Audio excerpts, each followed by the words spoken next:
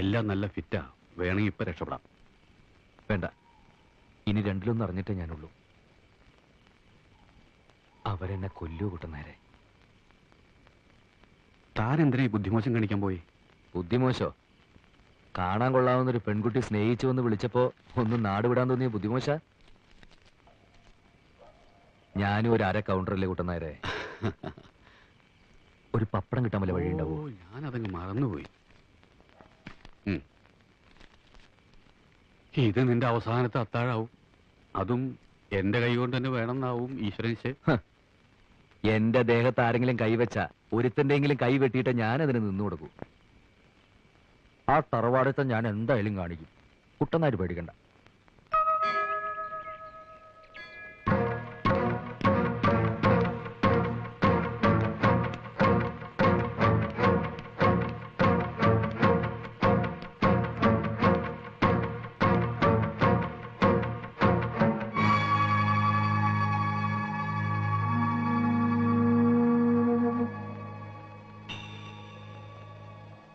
ഈ മനുഷ്യൻ നോക്കി പേടിപ്പിക്കാൻ തുടങ്ങിയിട്ട് 2 ദിവസമായി. എന്തെങ്കിലും ഒന്ന് പറഞ്ഞു തൊലയ്ക്കടോ.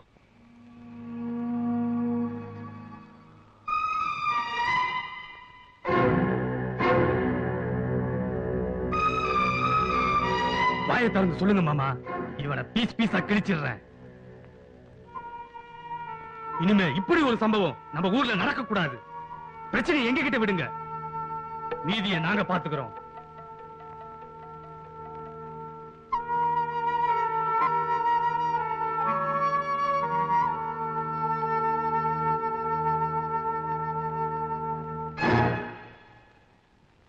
ஒருத்திக்கு ஒருத்தன்றதான் நம்ம தமிழ் பண்பாடு.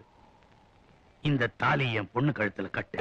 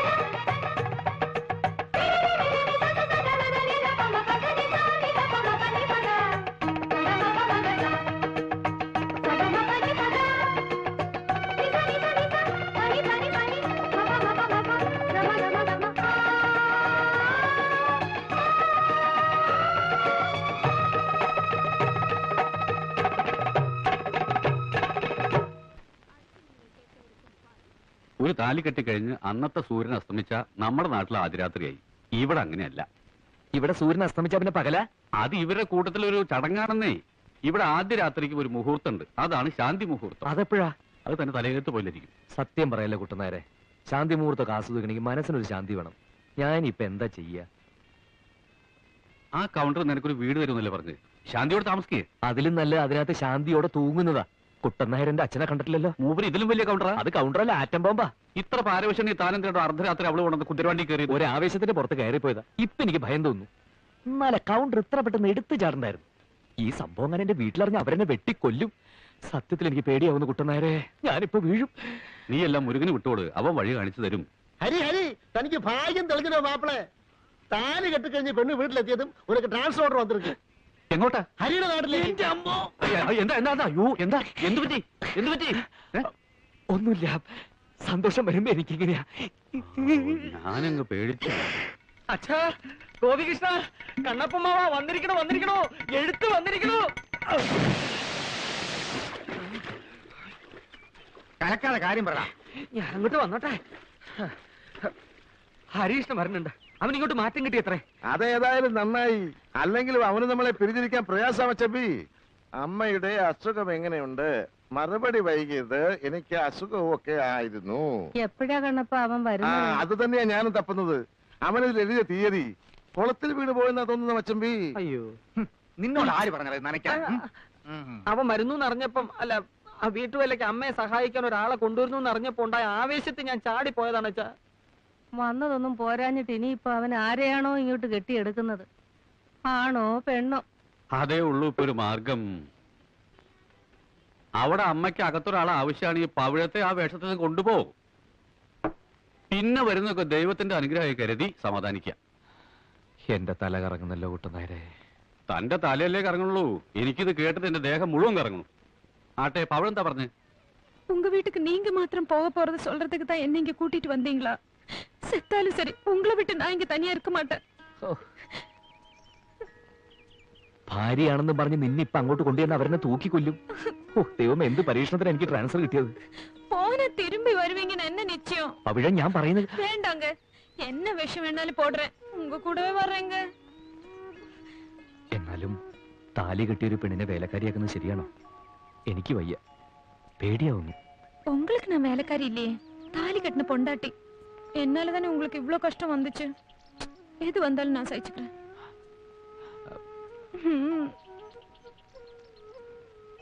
എനിക്ക് അച്ഛനെ പേടിയാ, ഏട്ടന്മാരെയും പേടിയാ, അമ്മാവനെയും പേടിയാ.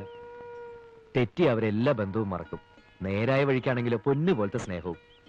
ഓ, നിന്റെ അച്ഛനെങ്ങാനിത് അറിഞ്ഞ ആലോചിക്കുമ്പോ വീണ്ടും തലയുറ്റുക. അപ്പോ നീ തയ്യാറാണ്?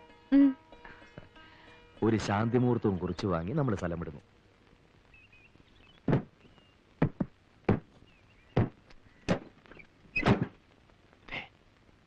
നീ ധൈര്യമായിട്ട് പോ. വല്ല കുഴപ്പം വന്നാൽ ഓടിയാ മതി. ശവത്തെ കുത്തരുത്. അതല്ലേ ഞാൻ പറഞ്ഞു. மழற தனியா போறோம்னு பயப்படுறியா? நாங்கெல்லாம் அடிக்கடி உன்னை வந்து பாத்துக்கிறோம். குட்டன் நாயர, நானும் மாப்பிள்ள கூட போலான்னு இருக்கிறேன். நீயும் வரல? ഓ, ദേ പിന്നെ നെഞ്ചിൽ പിടിച്ചു. കൈയിട്, കൈയിട്, വഴിയുണ്ടാക്കാം.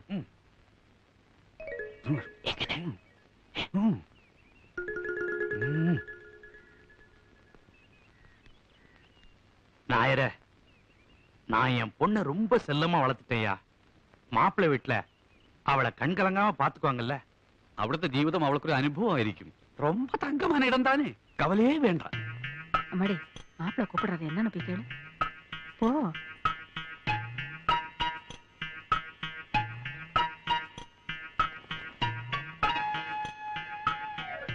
என்ன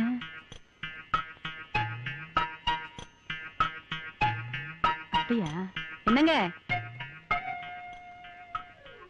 மாப்பிள்ள அவங்க அப்பா அம்மாவோட கலந்து பேசி சம்பந்தி மரியாதையோட நம்மள அழைச்சிட்டு போகணும்னு நினைக்கிறாரு. அடேடே, அப்படியா? அதுவும் சரிதான். அப்படி போறதுதான் நம்ம கௌரவத்துக்கு மரியாதை. குட்டநாயர, நீ போயிட்டு வந்து விஷயத்தை சொல்லு. എന്റെ ഗുരുവായൂരപ്പ. அதே யாரு? എന്റെ അച്ഛൻ. വാ. സമ്മതിക്കില്ല, ഇത് ഞാൻ സമ്മതിക്കില്ല. അച്ഛപ്പി ഞാനോട് തല്ലാൻ ഇതിലൊന്നല്ല നമ്മൾ ആത്മഹത്യ ചെയ്തതാ. അച്ഛൻ മാറി നിൽക്ക്. ഇവരുടെ കാര്യം ഞാൻ ഏറ്റു. അതുങ്ങളെ തല്ലിയ ചത്തുവോന്ന് പറയടാ. ചത്താക്കാരി അവര് നോക്കിക്കൊള്ളും. അമ്മയിൽ ഇടപെടണ്ട.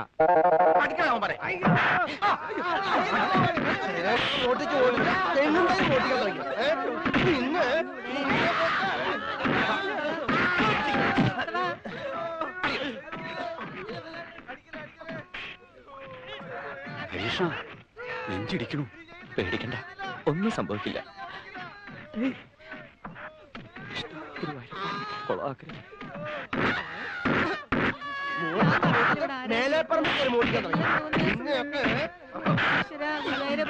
ഹരീഷ്ണം വന്നു അമ്മേ, ഹരീഷ്ണം വന്നു.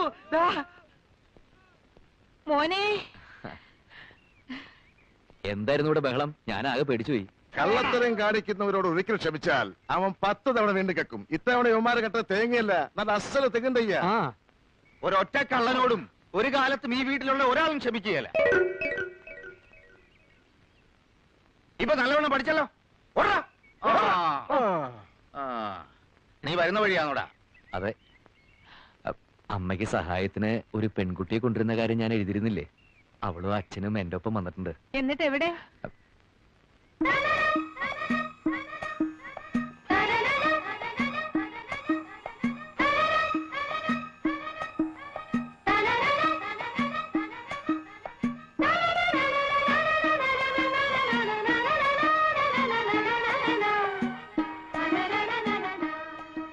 നല്ല തറവാട്ടി പറഞ്ഞ കുട്ടി അല്ലേ? എനിക്ക് തോന്നുന്നില്ല. ലക്ഷണം കൊണ്ട് നല്ലതാ മച്ചമ്പി. ഇവൻ അന്യനാട്ടിൽ താമസിച്ചു വന്നതല്ലേ. ഐശ്വര്യം പോയിട്ടില്ല, കൂടിയിട്ടേ ഉള്ളൂ. നിന്റെ പേരെന്താ പെണ്ണേ? പവിഴം. നീ എന്ത് ജാതിയാ? അല്ല, മലയാളത്തിൽ പറഞ്ഞാൽ അവൾക്ക് പെട്ടെന്ന് മനസ്സിലാവില്ല. പഠിച്ചു വരുന്നല്ലേ ഉള്ളൂ. അല്ല, പഠിക്കാനുള്ള തയ്യാറെടുപ്പ് അങ്ങനെ. ഞാൻ കണ്ണപ്പൻ, ഹരികൃഷ്ണന്റെ അമ്മാവനാണ്. അവൻ ജയകൃഷ്ണൻ, ഇവൻ ഗോപികൃഷ്ണൻ. ഞാനിവിടുത്തെ കാര്യസ്ഥൻ. ഹരിയുടെ അച്ഛനമ്മയൊക്കെ മനസ്സിലായല്ലോ. ആരായാലും എന്താ, അവർക്ക് ഇവരെയൊക്കെ ഒന്ന് പരിചയപ്പെടുത്തി കൊടുത്തോടാ കൊശം അതിനൊക്കെ. കുട്ടിയുടെ അച്ഛനാണല്ലേ? എന്താ പേര്? എൻ പേര് ദുരൈസ്വാമി. ആ. എനിക്ക് കൊഞ്ചം മലയാളം അറിയും. ഓ, എടാ ഗോപി, ഈ കർപ്പൂരം ഒന്ന് കത്തിച്ചേടാ. പല സ്ഥലത്തും പോയി പലതും സംഭവിച്ചിട്ടല്ലേ എന്റെ മോൻ വന്നിരിക്കുന്നത്. സകല ദൃഷ്ടിദോഷങ്ങളും എന്റെ മോനീന്ന് പോട്ടെ.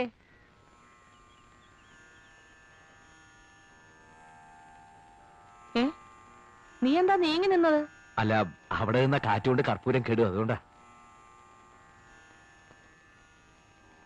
കുട്ടിയെ അകത്തേക്ക് പൊയ്ക്കോളൂ.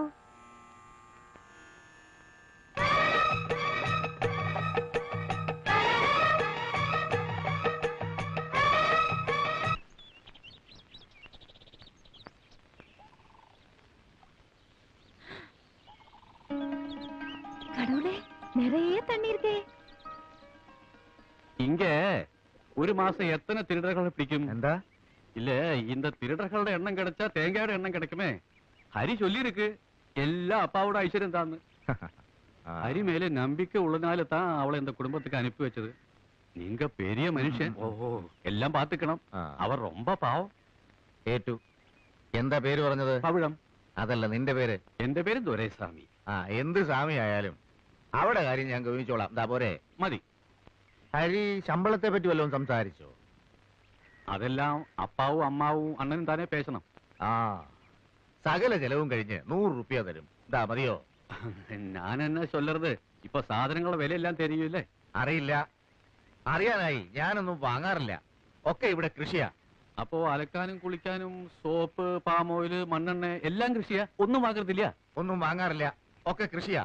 ഈ കോണം വരെ. എന്താ? இதுதான் அம்பலத்தரம். எனக்கு சந்தோஷாச்சு. எந்த பிரச்சனையும் கிடையாது. அப்ப ഞാൻ പുറപ്പെട്ടുമാ? പുറപ്പെടാൻ വരട്ടെ. അതിനു മുമ്പ് ഇത്തിരി ഊണ് കഴിക്കുക. ഒരു ഉഷാറ് വരും. നിറച്ചു കഴിച്ചോളൂ കുട്ടി.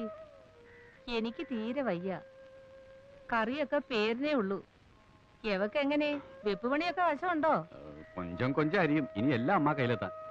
എന്നാലും അടുക്കളയിൽ കയറണ്ട, പുറം പണി എടുത്താ മതി. അത്യാവശ്യം അകത്തെ പണിക്ക് എന്നെ സഹായിച്ചാ മതി. ഞാൻ പറയുന്ന മനസ്സിലാവണുണ്ടോ? ശുദ്ധവും വൃത്തിയൊക്കെ ഉള്ള ആളല്ലേ? മാസത്തിൽ 7 ദിവസം പുറത്തു തന്നെ കിടക്കണം. അതിവിടെ നിർബന്ധ. പരിഷ്കാരം ഒന്നും വേണ്ട. എന്റെ ഭഗവാനെ.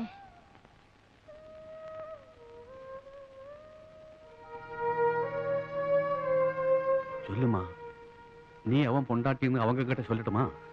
எந்த பிரச்சனை வந்தாலும் நான் பாத்துக்கிறேன். കാണാൻ ഒരു ചന്തമൊക്കെ ഉണ്ട്. അത് കാണുമ്പോഴാ കൂടുതൽ പേടി. എന്തിനാ പേടിക്കുന്നത്? വെടിമരുന്ന് മഴയത്ത് കിടന്നാലും പൊട്ടിത്തെറിക്കും. വേണ്ടായിരുന്നു. എന്നാ അമ്മ ഒരു വാക്ക് പറ, ഞാൻ ഇപ്പൊ തന്നെ പറഞ്ഞു വിട്ടേക്കാം. ഊണും കഴിഞ്ഞ് അവരെ അങ്ങ് പറഞ്ഞയച്ചാലോ? അല്ല, പൊള്ളാച്ചിയിൽ എനിക്ക് സഹായത്തിനുണ്ടായിരുന്ന ഒരു കുടുംബ കഷ്ടപ്പാട് ഓർത്തിട്ടാ കൂട്ടിക്കൊണ്ടുവന്നത്. പിന്നെ ഞാൻ പറഞ്ഞു കേട്ട അമ്മ അവൾക്ക് വലിയ കാര്യ. പിന്നെ അമ്മയുടെ കാലിന്റെ വേദനയ്ക്ക് ചില പച്ചമരുന്നുകളൊക്കെ പറഞ്ഞു തന്നിരുന്നു. ഞാനതങ്ങ് മറന്നു. അവളുടെ സ്വഭാവം എങ്ങനെ? അത് കണ്ടിട്ടല്ലേ അമ്മ ഞാനിങ്ങോട്ട് കൂട്ടിയത്. വന്നു കഴിഞ്ഞ സ്ഥിതിക്ക് കുറച്ചു ദിവസം നിർത്താം. അതെ. എന്തെങ്കിലും പ്രശ്നം ഉണ്ടാകുമ്പോ പറഞ്ഞു വിടാ. ആ സമയത്ത് നീ എന്നെ കുറ്റപ്പെടുത്തരുത്.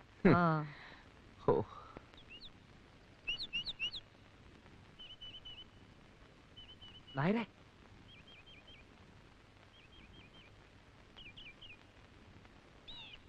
ഒരുപാട് വേദനിച്ചു എന്നറിയാം. എന്നോടൊന്നും തോന്നരുത്. ഏയ്, ഒരു വിഷമമില്ല കുട്ടി. ഒരു കോമാളി വേഷം ജീവിതത്തിൽ ആർക്കും ഒരിക്കലാവാം. ഞാനും ഒന്ന് കെട്ടി, അത്രേ ഉള്ളൂ. പക്ഷേ വലിയൊരു തീക്കൊണ്ടത്തില് നീ ഒരു പാവം പെണ്ണിനെ അവിടെ നിർത്തിയിട്ടുണ്ട്. ഞാൻ എന്താ അനുഭവിച്ചു, അവളല്ലേ അനുഭവിക്കാൻ പോണത്. എനിക്കറിയാം, എല്ലാം ഒന്ന് ശരിയാകുന്നത് വരെ. സാരല്ല, മരുമോൻ ധൈര്യത്തോടെ പോ.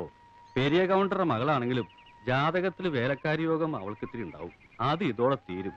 പക്ഷേ നിന്റെ മരുമകയോഗം എന്താവുന്ന എന്റെ പേടി. നിന്റെ അമ്മ നല്ലൊരു സ്ത്രീയാ, അച്ഛൻ തനിക്കുണ്ടേ. ഏട്ടന്മാരെനിക്ക് വിശ്വാസം പോരാ. വിവരങ്ങാനും കൗണ്ടർ അറിഞ്ഞ എന്റെ തലയും ഉടലും വെവ്വേറെ പാർസൽ ചെയ്ത് സ്വർഗത്തിലേക്ക് അയക്കും. എന്റെ വേഷം ഇതായിരുന്നു എന്നറിഞ്ഞ അയാൾ എന്നെ പിടിച്ചൊരു കൗണ്ടറും ആക്കും. നീ അവളെ കെട്ടിന്ന് ഇത്തിരി ധൈര്യ കഷായം കുടിച്ചോണ്ട് പറഞ്ഞ എന്താ ഇപ്പൊ സംഭവിക്കുക? എന്നെ അവര് ജീവനോടെ കുഴിച്ചു മൂടും. അതിത്തിരി കഷ്ടാവും, ശ്വാസം മുട്ടും. അതേതായാലും വേണ്ട. നല്ല പവിഴം പോലത്തെ ഒരു പെണ്ണ്, അതിപ്പോ കരയാണോ ചിരിക്കുകയാണോ എനിക്ക് മനസ്സിലാവാം.